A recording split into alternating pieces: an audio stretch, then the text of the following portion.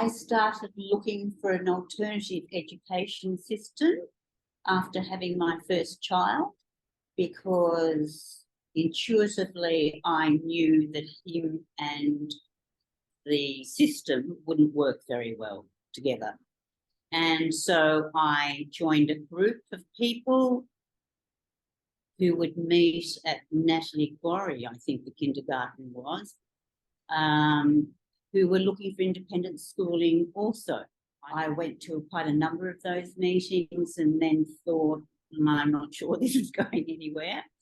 And so I did leave the group, and I think from memory, I don't know how, I think that was disbanded.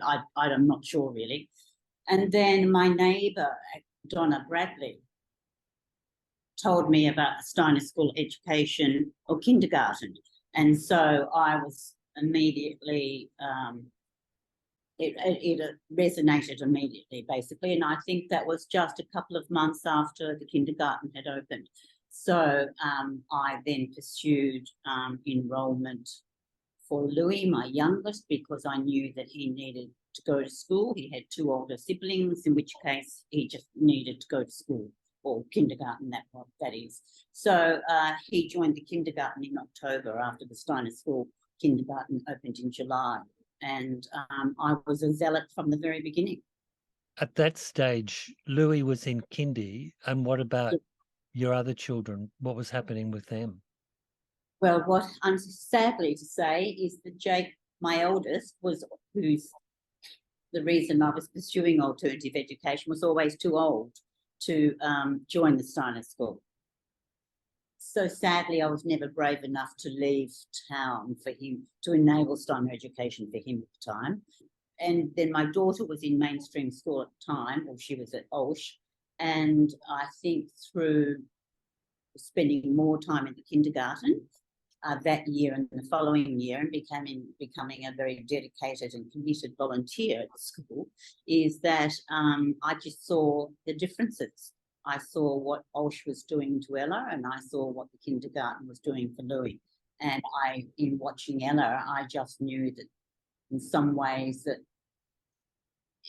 the two, her being at Olsh, didn't fit.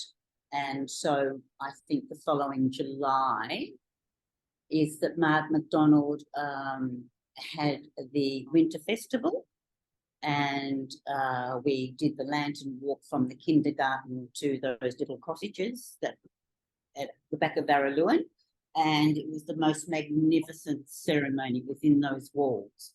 It was just so beautiful, with such an amazing sense of wonder and beauty that I was just floored by. And then there was an announcement that they were going to start class 1. And so I just went up to Mark immediately and said, well, my daughter will be coming here. She's in grade 2 now, but very happy to have the conversation with her to go to class 1. And so I said, why didn't you tell me the school was happening or the class was happening? And she said, you have to come to this of your own decision. And so, and really not be influenced by anybody. And I knew that, you know. So intuitively, I just think that it was the best thing for my children.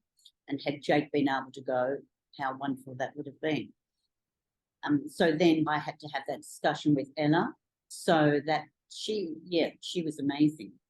And she said, I'll miss my friends. And I said, yes, you will, but you make new friends. And it doesn't mean that, you know, the usual conversation, although I think she was probably 8, I think. I can't remember now, 7 or 8. And anyway, she agreed. And so she went and joined the class 1, never looked back. Most perfect thing for her. Yeah, most perfect thing. So her, amongst, I think, half a dozen other kids, joined the class 1 with Mark McDonald as their teacher. And I will never, ever forget Louis saying to me at the kindergarten, and he looked up at that little cottage where class 1 was taking place and said, why did Margaret have to leave? He was devastated. But anyway, so so that's how that happened. Yeah.